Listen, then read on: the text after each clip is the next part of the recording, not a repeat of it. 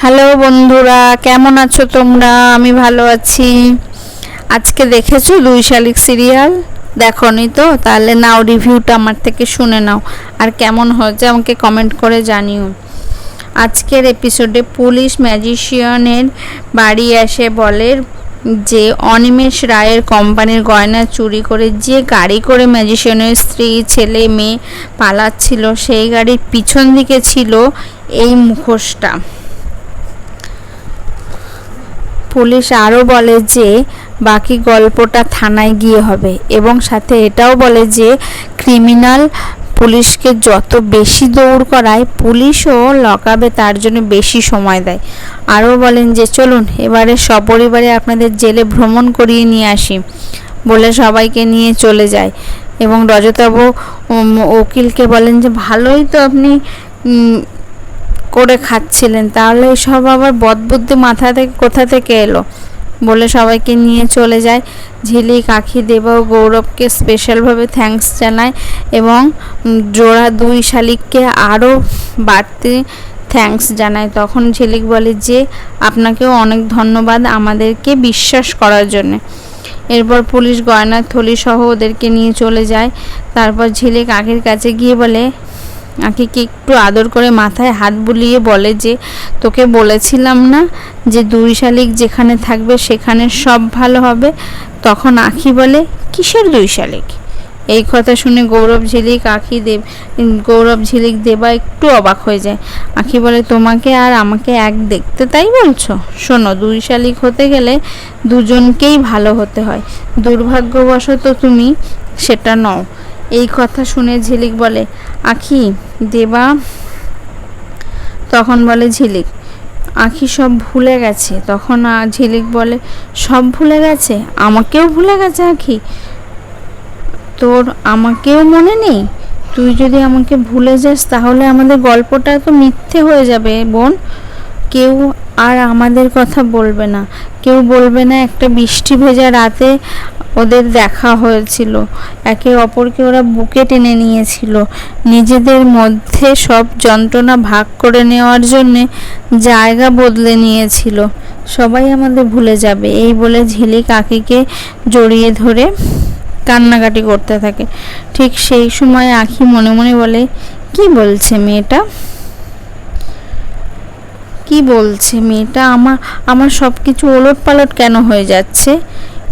এই সব ভাবতে ভাবতে আস্তে আবছা আঁখির সব মনে পড়তে থাকে এবং ঝিলিক বলে ডেকে ওঠে আর বলে, কেউ ভুলবে না ঝিলিক, আমিও ভুলবো না, আর অন্যরাও ভুলবে না।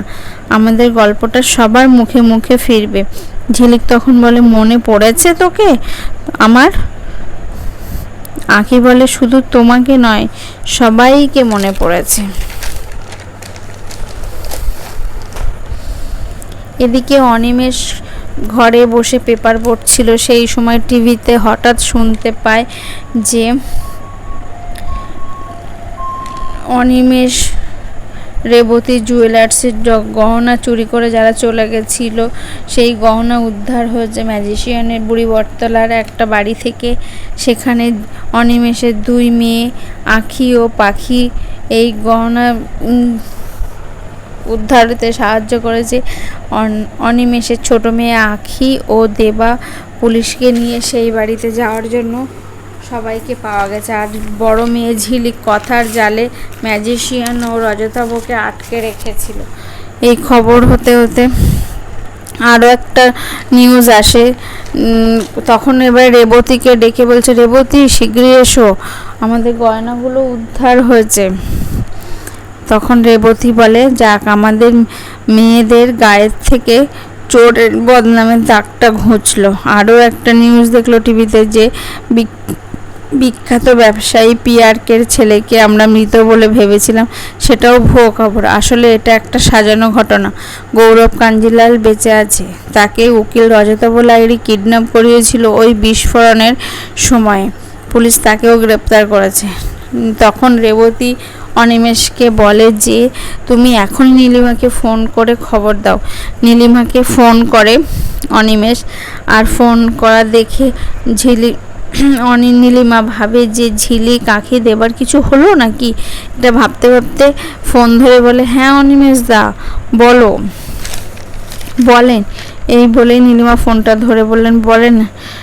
অনিমেষ তখন বলে যে গৌরব বেঁচে আছে, এইমাত্র টিভিতে দেখালো, আমরা দেখেই তোমাকে ফোন করছি। ঝিলিক আঁখি দেবা গৌরব সবাই এক জায়গাতেই আছে, ওরা সবাই মিলে আমাদের গয়নাগুলো উদ্ধার করেছে। নীলিমা তখন বলে যে ঝিলিক বলেছিল গৌরব বেঁচে আছে, আমার গৌরবের কিচ্ছু হয়নি বলেছিল তো ঝিলিক, হ্যাঁ বলেছিল, ওর বিশ্বাস ছিল, ভরসা ছিল ভালোবাসার উপর, বলে নীলিমা দাদা দিদি বলে ডাকা শুরু করলো। আর তো সবাইকে বলে, কে কোথায় আছো? তখন অর্ক আসে, অর্ককে নীলিমা বলে গৌরব বেঁচে আছে, অর্ক বেঁচে আছে। দাদা এসে বলে, নীলিমা ডাকছো কেন, কি হয়েছে? নীলিমা বলে গৌরব বেঁচে আছে দাদা। দাদা বলেন গৌরব বেঁচে আছে? নীলিমা হ্যাঁ বেঁচে আছে, অনিমেষদা ফোন করেছিল, গৌরব ঝিলিক আঁখি দেবা ওরা সবাই একসাথে আছে, ওরা চুরি যাওয়া গয়নাগুলোও উদ্ধার করেছে, আপনি একটা ফোন করুন না দাদা অনিমেষদাকে। ঠিক তখনই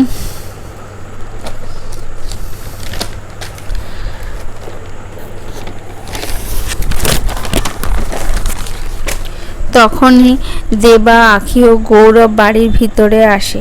নীলিমা ওদের দেখে খুব খুশি হয়, গৌরবকেও অনেক আদর করে, দেবাকেও অনেক আদর করে, আঁখিকেও অনেক আদর করে। ওরা সবাইকে নিয়ে বাড়ির ভিতরে আসে। বাড়ির ভেতর জেঠিমা জ্যাঠা আতর গোড়া অর্কদাদা বাকি সবাই ছিল, পিসিমণি রাইমা। পিসিমণি তো দেবা গৌরব আর আঁখিকে দেখে একটু ভিড়মিয়েও খেয়ে গেল, তারপর রাইমা ধরে ফেললো। সবাইকে নিয়ে যখন বাড়ির ভিতরে যাচ্ছে ঠিক তখন নীলিমা বলে, হ্যাঁ রে গৌরব, তোরা তো সবাই ফিরে এলি, কিন্তু ঝিলিক কোথায়? ঠিক সেই সময় ঝিলিক ঘরে ঢোকে। গৌরবের বাবা মানে পিয়ারকেও ওই সময় চলে আসে। পিয়ারকে খুব খুশি হয় গৌরবকে দেখে এবং গৌরবকে বলে ডেকে ওঠে। গৌরব পিয়ারকের দিকে তার দেখে, বাকি সবাই অবাক হয় পিয়ারকে দেখে। নীলিমা মানে গৌরবের মা তখন পিয়ারকের কাছে গিয়ে বলে, গৌরব বেঁচে আছে, ওর কিচ্ছু হয়নি, আমাদের গৌরব ফিরে এসেছে গো, কিচ্ছু হয়নি আমাদের ছেলে। তখন পিয়ারকে গৌরবের দিকে তাকায় এবং আস্তে আস্তে গৌরবের কাছে যায় ও গায়ে হাত দেয়। গৌরব করতে করতে জড়িয়ে ধরে। সেই সময় গৌরব ও পিয়ারকে জড়িয়ে ধরে। এটা দেখে বাড়ির সবাই ইমোশনাল হয়ে যায়। পিয়ারকে চোখ মুছতে মুছতে গৌরবের কপালে চুমু খায় এবং গৌরবকে আবার গলা জড়িয়ে ধরে খুব কান্নাকাটি করে। এটা দেখে দেবার একটু মন খারাপ হয়। ঠিক আছে, পিয়ারকে বলে, my son is back, my son is back. আজকে ছাতা বাড়িতে উৎসব হবে, পার্টি হবে, নাচ গান সব কিছু হবে। গৌরবকে বলে, কি ছোটে না বাবা, হবে তো? গৌরব মাথা নেড়ে বলে, হ্যাঁ হবে। পিয়ারকে তখন বলে, এই তো, সবাই আনন্দ করো, ফুর্তি করো, আজকে পার্টি হবে, বলে নীলিমার গৌরবকে জড়িয়ে ধরে। যদি আমাদের এটা ভালো লাগে, রিভিউটা ভালো লাগে, তাহলে please like comment share subscribe করো, প্লিজ প্লিজ প্লিজ।